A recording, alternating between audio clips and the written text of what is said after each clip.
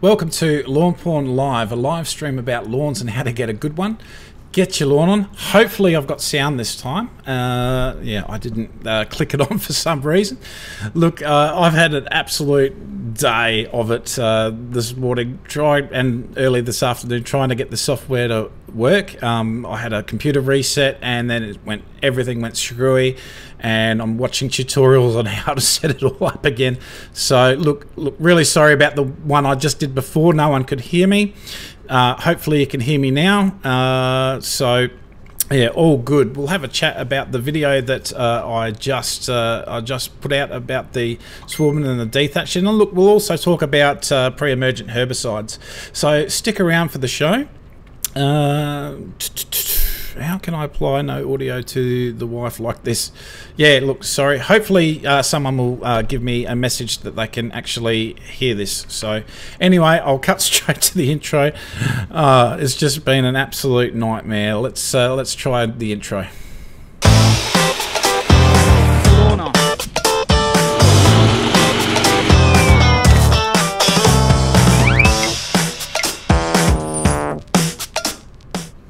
Okay, well hopefully that worked. Look, if somebody's watching now, please give me a message to say that you can hear the audio. That would be really fantastic, and make sure that I'm doing the right things with this program.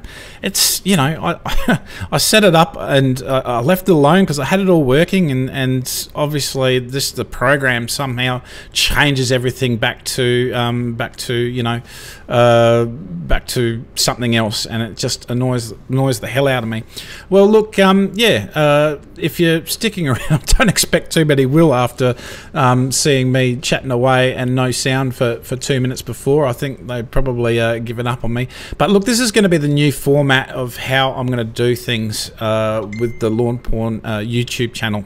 So, you know, on the Thursday or the Friday, depending on my time and everything, I'll pop up a prize for the weekend. You know, I did one last weekend. That was to support Bushranger. That was well received. You know, we're giving away these hats, and I did another one, and that was to support my YouTube page. So now that I've got a job where I've got every weekend off now, the idea is that I'll be able to be more regular with my videos. So at 3:15 p.m. after doing a Facebook live draw of the prizes, we hit straight into the YouTube video that I should hopefully have all programmed up, and I'll release that as a premiere. You can actually chat on that, and then you can come to the YouTube live page and well, not come to the page, but you know, you'll get a notification that I'm doing a YouTube live video, and here I am, and we'll have a chat. So I'm hoping like hell that someone's watching this now. It's just been crazy. I've got one person watching, so at least there's one actually popping up and watching me. If you could give me a message to see that you can hear my audio, I'd really appreciate that. Look, I'll just keep going just in case the audio is working anyway. I could always delete the video after. I've deleted about 5 videos today because I've been trying to work out how the hell to use this OBS system. So look, this week, completely blowy week at Weiler, and if you follow my program, you might remember that I said, you know, after a couple of weeks after your grass is in a recovered state and it's you know, it's filling in nicely, and you know that your root system is starting to get deeper. Can hear you loud and clear. Thank you, John. Oh, that's a lot of relief. So getting back into what I was saying is that once your roots, you know, you suspect that they're deeper than 3 centimeters, you would look to do a pre-emergent application for things that come out like in the summertime, like summer grass. Look, I don't have a huge problem with the summer grass or anything like that, but look, the best way to stop problem weeds, such as, you know, in the summertime your summer grass, and in the wintertime winter grass, is actually apply a pre-emergent herbicide. It doesn't affect your grass at all, so long as it's in good condition and the roots are deeper, and it will it'll stop these weeds from germinating in the first place.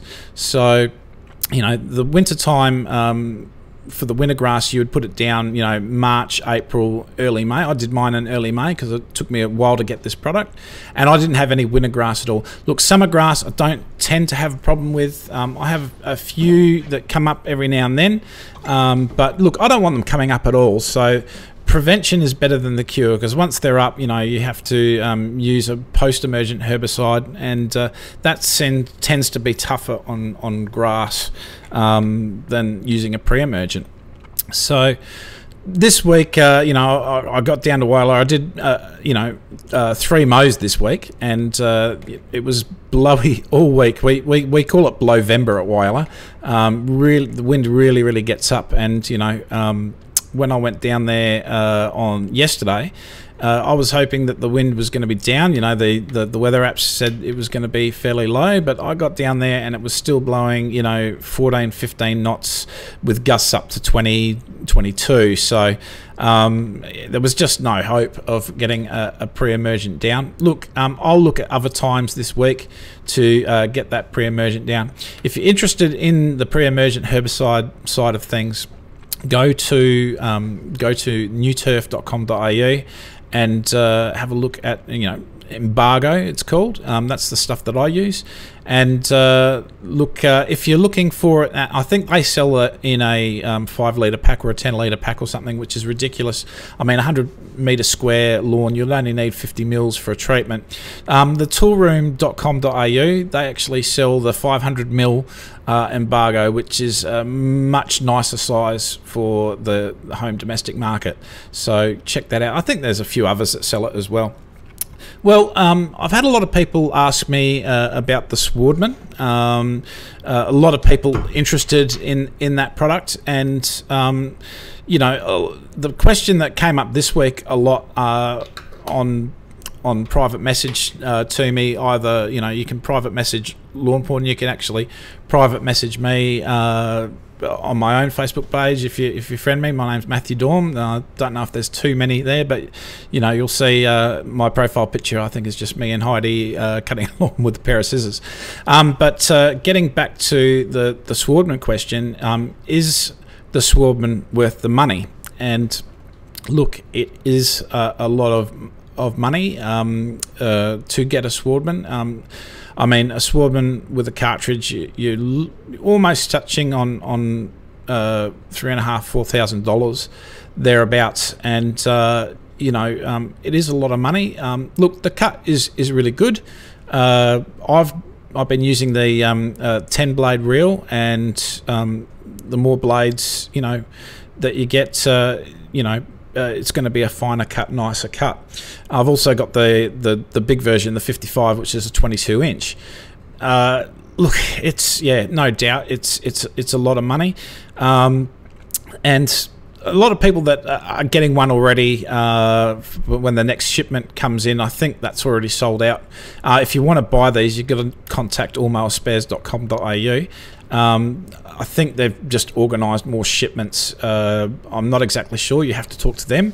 You know, I've got it to use. I certainly don't make anything out of if a Swardman gets sold or not. So, and you know, I don't make anything out of any other products that I use and anything like that. So there's, you know, there's no money coming my way or anything like that. So, and I made sure I kept it that way, because it just that way people don't get the wrong idea. But a lot of people that, you know, are going, yep, I'm biting the bullet, I'm getting a Swardman.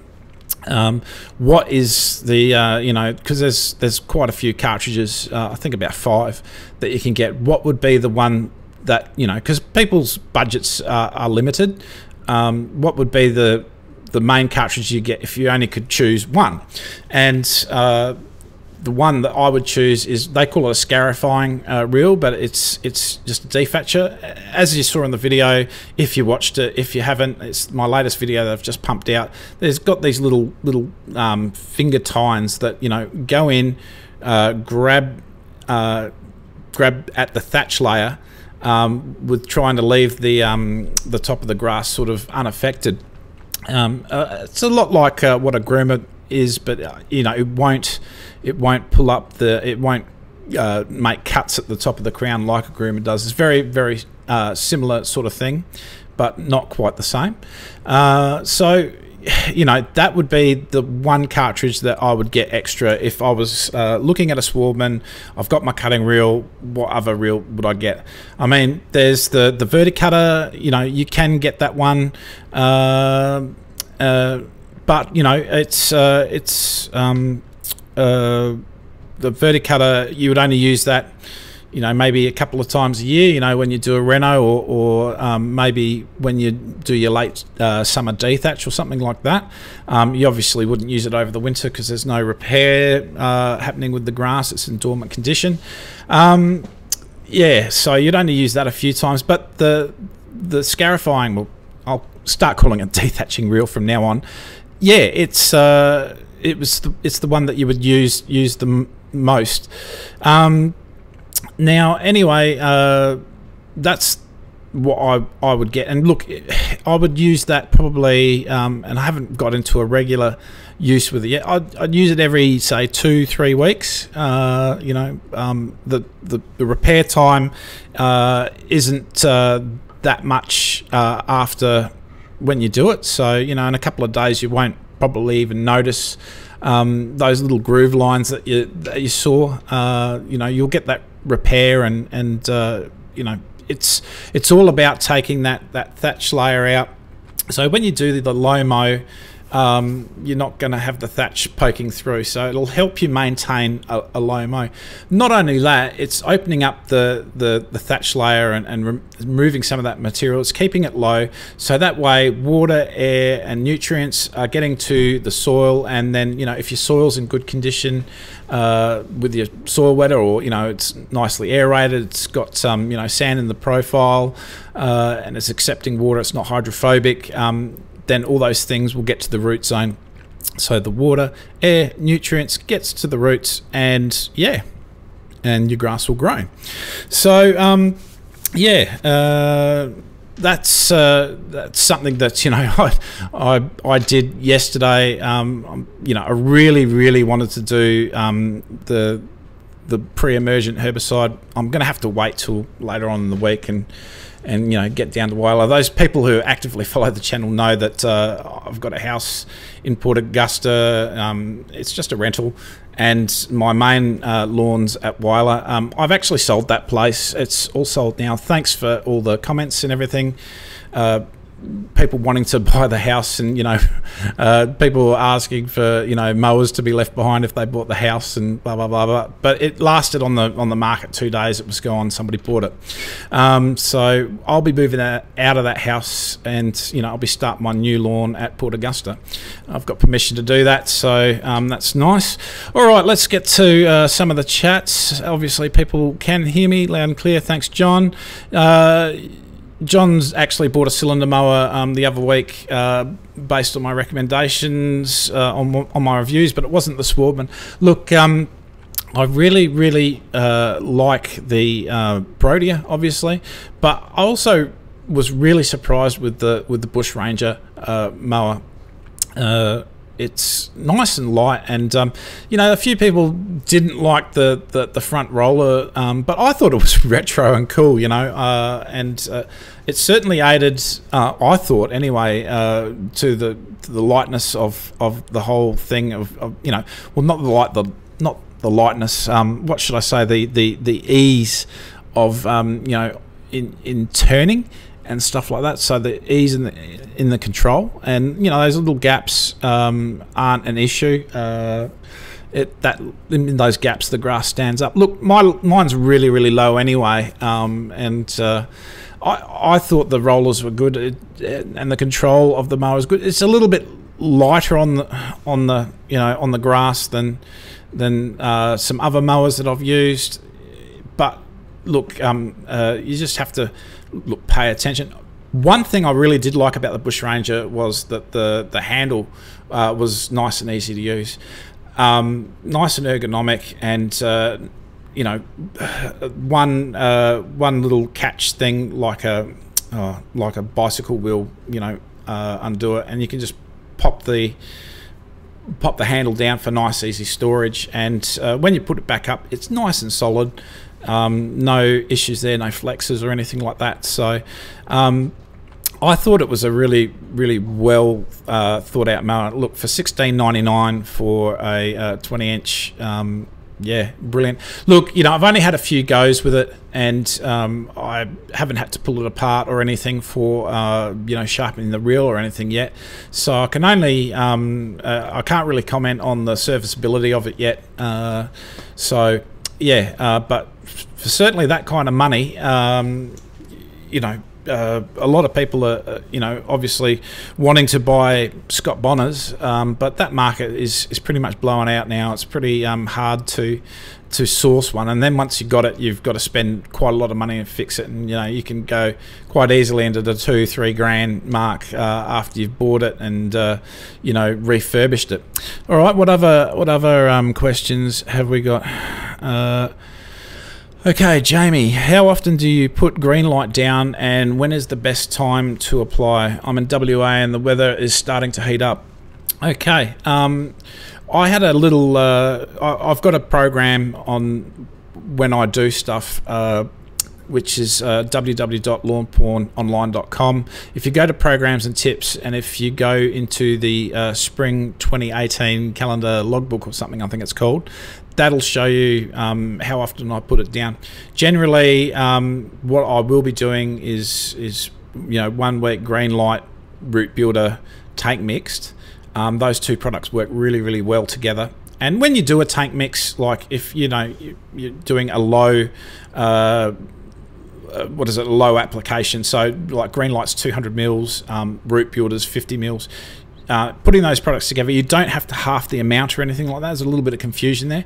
So if you're going to tank mix those products, just put in what you would normally put in if you're putting it by itself, if that makes any sense. So, you know, for me, if I was doing 100 meters square, look, you know, the general tank will be, you use about, depending on your spray, and you have to calibrate that, but you generally go for about 5 litres of water for 100 metres square with, you know, most normal sprayers, you know, spraying in a nice even pattern.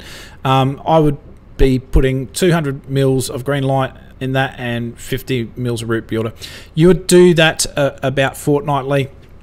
Green light takes a little while to pop in my experience. You'll notice the deepening of the green sort of start to come in about 2-3 days afterwards, but it's the repeated application and going into the higher strengths is when it really starts to shine. You get that deep dark green, almost kind of like, it's hard to describe, a sort of a green blue color, and that's the iron working in it.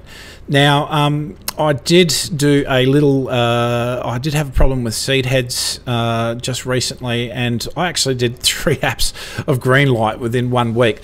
Lower strength, middle strength, and middle strength again. That was part of a plan to, and I used my plant growth regulator in that, just to alleviate the seed heads. And look, I had the pressure happening. I had to get ready for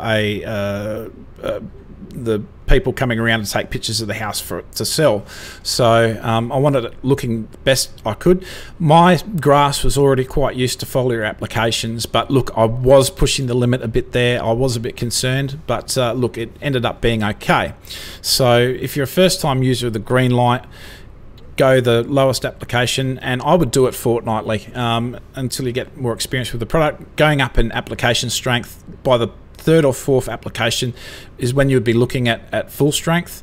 Look, Brandon Jules and I, we've had quite a bit of a talk about this. He's one of our sponsored guys. We've sort of found that 350 mils of green light and 400 mils of green light, you can't really pick the difference. 350 mils seems to be the sweet spot. So, you know, you'll save a little bit of chemical there. And also another thing, look, don't do it in the heat. Like today, it's 34 here at Port Augusta, while it will be a little bit less. If it's a hot day, you want to get your application done like very early in the morning, or you know, late in the afternoon when it's cooled down quite a bit. So you don't want to be putting it when it's above 32 degrees. You could be getting some burning. So All right, so I hope that helps a little bit. And okay, we'll get into another question. How long have I been yabbering for? Doesn't tell me. 20 minutes. Oh, that's not too bad. It feels like a million times longer. Okay. Matt Pies likes the tips. Thank you. Jamie Gardner again. Should I apply green light this week? I have your plan up now, and it suggests week 3. I'm guessing that's of November. Look, if you're following the plan, that's when your lawn is recovered, and I've said this in the plan. I think a week by week guide really becomes irrelevant. So the thing about green light, and I'm going to talk about launch a little bit here as well. Launch is a different type of fertilizer. It's got phosphorus and kelp in there, and it's designed to assist that root zone. So you'd use launch when you want condition, if your lawn's injured, you know, when you're doing a renovation sort of thing. So when you're wanting it to cover in, that's when you would like to use launch and just improve the condition, thickness, or the spread of your lawn. Green light is used. It's got the higher nitrogen and iron. It's used to when you've got your lawn in top nick and you want to deepen the color. Now the good thing about green light is that it doesn't produce surge growth.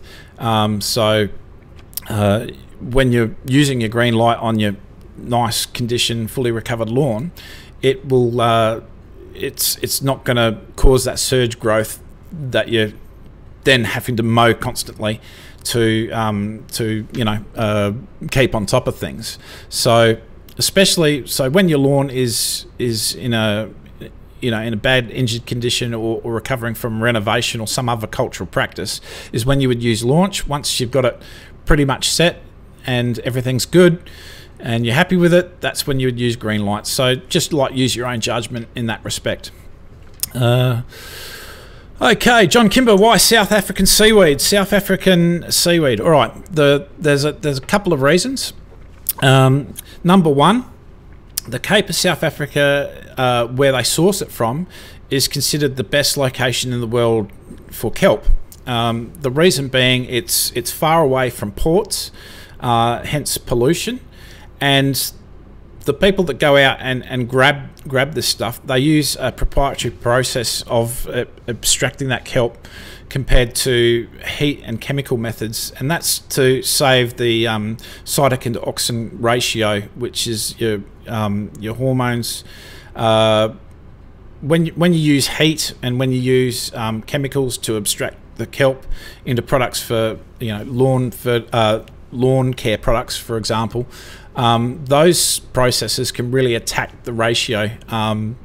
And what they do down at South Africa is they actually get the kelp, and within 8 hours of getting it from the sea, they rush back to shore to the processing plant, and they put it into these like big cylinder drums, which have got like these little cuts all along the side of the cylinder. So they chuck the kelp that they've done there, and they spin it around really quickly. Those little cuts will pulverize and cut the kelp. So there's no heat, there's no chemicals to extract that kelp, and what you're getting is essentially, for a very rough term, like a pure kelp. So the cytokine to auxin ratio is 300 to 1, which is ideal for lawns. Other products, and I'm not mentioning any names, that are kelp, are usually heat or chemical treatment to extract the kelp, and their cytokine to auxin ratio is around about 7 to 1. So I suppose like scotches, like not all scotches are equal. Well, not all kelps are equal. So I hope that answers that. Let me have a coffee. I've got 5 more minutes, and I've got to get going. That coffee is now a bit cold. I'll tell you what, I've had a really, really stressful day. So I'm going to scull it all. All right. So I hope that answers that one. So the only other thing is, look, I've had a few people asking me, where's the grass off? Well, the grass off is happening December, January. I'm organising the prizes. So keep all your photos and that. And once December hits, we'll start the grass off. It'll be the same pretty much as last time. We've already got one prize. We've got a swardman 45, which is the 18-inch, and that's on display at Barossa Mitre 10 at Nuri Utpa in South Australia. I should just say Nuri, shouldn't I? I'll just say Nuri because I get tongue-tied. And that'll be drawn on Australia Day, but the whole grass off will be drawn for best lawn, prizes of first, second, third, and most improved category. So that'll need a before and after picture. So we'll have details of how to enter, but it will basically be the same as before. You'll be able to enter straight onto by messaging Lawnporn on Facebook, but we've also got our pipmylawn.com.au site, which is our promotion site. We will actually have where you can submit pictures there, and every week there'll be prizes along the way of lawn porn gear. So yeah, that's going to be fantastic fun, and yeah, we'll be drawing some of the pictures from there as well and putting them on the Facebook page and considering them entries. So make sure that you put your name down there properly. John, yeah, no worries. I'm glad that answered your question. So I don't know if there's any other more questions. John, what cylinder mower did you get in the end? Which one did you go for? Let us know in the comments. I hope it all works out for you, and whether it be, well, what have I done? The Bush Ranger, I've done the Protea. Yeah, I'm sure you're going to have an absolute blast. Them first cylinder mower feels, it's the first time you use it, and that it's fantastic. Yeah.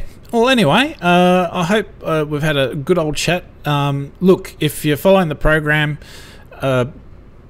and your lawn's a couple of weeks in good recovered condition by now, doing your reno like mid-September, late September, early October, now is real time to start thinking about pre-emergent herbicide to stop your summer grasses coming up. And, in that 500ml pack that the embargo comes in, available from toolroom.com.au, that'll last you ages for, just an average size, 150 to 250 square metre lawn. That'll last you ages. So you get to use that again in, your March, April, May, early May. If you're using it in April, I'd suggest that. And really get on top of that winter grass, which is much, much more of a problem than usually anyway, than the summer grasses. Oh yeah, John, you went for the Protea. You are going to have an absolute ball, John. All right, no worries. So look, thanks for sticking around, and look, I really appreciate putting up with me sorting out the technical issues. I will get a little bit better at this, and it'll be a lot more fun with the shows. Hopefully some prize giveaways as well. All right, until then, get your lawn on. Catch you later.